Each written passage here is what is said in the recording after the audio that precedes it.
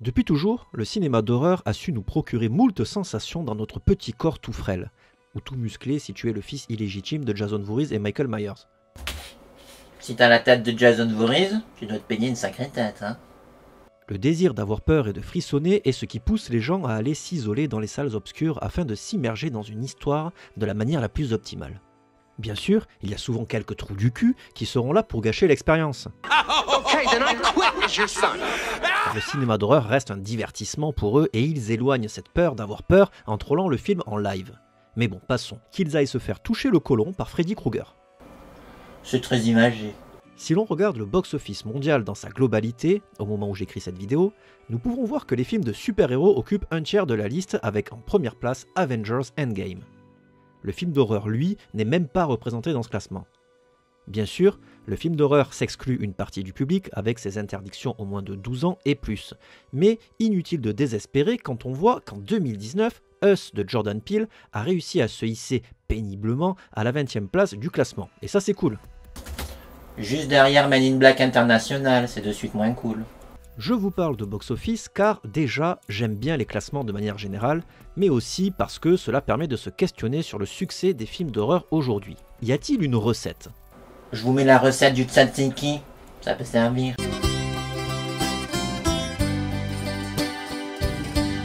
Déjà, il ne faut pas se leurrer, le public cible principal est un public adolescent, même si les trentenaires dont je fais partie ne sont pas exclus.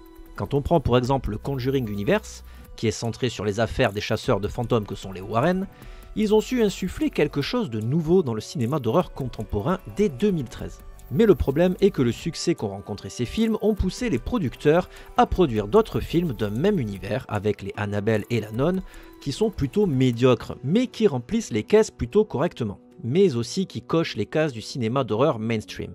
Exploiter un film qui marche est toujours une bonne idée financièrement parlant, mais artistiquement, bon, c'est pas toujours le cas. Ok, mais alors, c'est quoi les cases du cinéma d'horreur mainstream depuis 10 ans?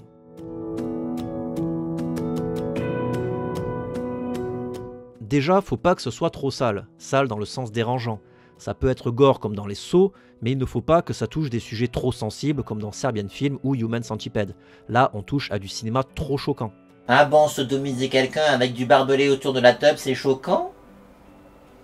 Oui, ok, merci. Alors qu'un gars qui se mutile tout seul pour sauver sa life, là, ça va. Va savoir. Aussi, il faut des jumpscares, ça c'est super important. Si ça fait pas boue, ça marchera pas. Il faut aussi une photo particulière, une image pas trop sale avec, vous savez, des acteurs américains qui rentrent bien à l'écran, qui soient un peu mignons, etc., etc., avec du sex appeal, quoi. Ta sœur est super sexy. Yo, c'est ma mère. Encore plus sexy.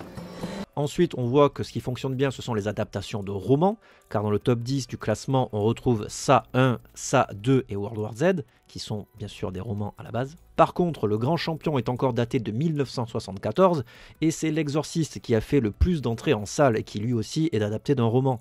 Remis dans le contexte de l'époque, il faut savoir que ce film était fou. Les gens se sont confrontés à un des plus grands flips de l'histoire du cinéma. Aucun film d'horreur n'avait autant fait sursauter le grand public, je pense, dans les salles. Aujourd'hui, ressortir un Exorciste n'aurait clairement pas le même impact parce que on est habitué aux films d'horreur, on en mange tout le temps. Alors attention, quand je parle de public adolescent, ce n'est pas de manière condescendante ou encore tel un gros boomer que je suis, pas du tout, je suis pas du tout né après la guerre. Je trouve vraiment très bien que ce public continue d'aller voir des films d'horreur et qu'il se fasse plaisir en les visionnant. Aujourd'hui, nous avons aussi droit au retour des films des années 80 qui ont connu leur succès à cette époque. L'objectif étant de titiller la nostalgie des trentenaires et d'attiser la curiosité des plus jeunes. En soi, c'est une bonne idée. En tout cas, c'est une bonne idée sur le plan monétaire car les producteurs partent sur une base de personnages iconiques qui ont fait leurs preuves et qui vont attirer les foules. Ce qui est beaucoup moins audacieux que de créer un nouveau boogeyman ou un autre concept inconnu qu'il va falloir vendre depuis zéro. Parfois ça prend, mais alors très peu, comme par exemple avec un clown, encore les clowns, ça marche bien les clowns, avec Art, le clown qui est issu du formidable film Terrifier dont je vous ai déjà parlé. Le problème c'est que pour qu'un monstre entre dans le panthéon des personnages cultes, il faut le laisser décanter quelques années, donc on verra dans 10 ans. Très souvent, quand on regarde un remake d'une saga culte, on est déçu car on idéalise une œuvre originale qui nous aura beaucoup marqué, et on ne veut pas de nouvelles lectures. Personnellement, moi les remakes, j'en ai un peu plein mon cul, mais ça me regarde. Eh ben dis donc, il y en a des choses dans ton cul. Oui, merci. Le public demande de rester fidèle tout en prenant des risques et en réinventant la franchise. Voilà qui est une entreprise très compliquée. Le film Evil Dead de 2013 de Fede Alvarez a par exemple proposé une relecture totale des films de Sam Raimi qui sont plutôt comiques, en proposant une version ultra gore sans aucune pointe d'humour, quelque chose de très frontal en somme. Alors, le film a reçu un accueil assez mitigé car l'esprit drôlatique d'Evil Dead n'y est plus, son personnage Ash joué par Bruce Campbell n'y est pas non plus, ou presque, et on est déçu. Je peux comprendre la déception, mais un remake ne perd-il pas son intérêt s'il est trop proche de l'original ? Chacun a son avis là-dessus, en tout cas moi je reste fan de toutes les propositions Evil Deadesques existantes à ce jour. Avec le retour de Ça, le clown extraterrestre, créé par Stephen King, le box-office a été bien remué et je trouve que la relecture du roman de Stephen King est intéressante et que la mise à jour depuis le téléfilm ne fait pas de mal. Les clowns ont toujours autant la cote visiblement dans le spectre des monstres iconiques qui nous flanquent la trousse. La coulrophobie a encore de beaux jours devant elle. Pour ce qui est de l'interprétation du clown Pennywise, je pense que Tim Curry et Skarsgård ont tout autant de talent l'un que l'autre. Je n'ai pas de préféré personnellement. Aujourd'hui, avec la crise de Covid, les gens ont-ils encore envie d'aller se mettre en stress dans les salles avec du cinéma d'horreur ? À la sortie d'Antebellum, que j'ai critiqué sur la chaîne, la salle était pleine à craquer alors qu'on était juste avant le deuxième confinement et que les masques étaient obligatoires. Bien sûr, personne ne les portait quasiment, enfin bon. Je pense donc que le cinéma d'horreur garde au plus profond de son âme des vertus divertissantes, peu importe le contexte.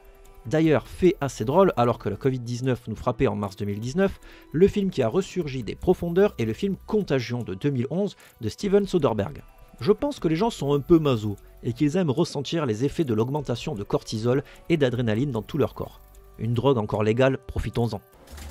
Waouh, tu parles avec des termes scientifiques, Drawer, bravo. Les blockbusters de l'horreur sont un bon appât pour attirer un jeune public désireux de sensations fortes ou de frissons entre amis.